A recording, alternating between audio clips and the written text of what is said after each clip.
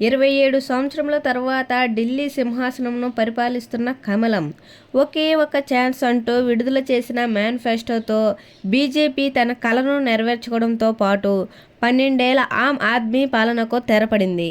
ఢిల్లీ ఎన్నికలలో 4089 ఓట్లతో కేజ్రీవాల్పై పర్వేష్ వర్మ విజయాన్ని సాధించారు. ఢిల్లీ ప్రజలను అంతగా ఆకర్షించిన ఏమిటి ఆ మేనిఫెస్టో? ఏముంది ఆ మేనిఫెస్టోలో? 12 లక్షల వరకు ఇన్కమ్ ట్యాక్స్ రద్దు అంటూ బడ్జెట్లో ప్రకటించడం, మహిళా సమృద్ధి యోజన కింద నెలకి ప్రతి మహిళకి 2500 రూపాయల హామీ, గర్భిణీ స్త్రీలకు 21,000 ఆర్థిక సహాయం అందించడం అనేవి ఈ మేనిఫెస్టోలో ప్రధానమైన ఆకర్షణీయమైన పథకాలుగా నిలిచాయి.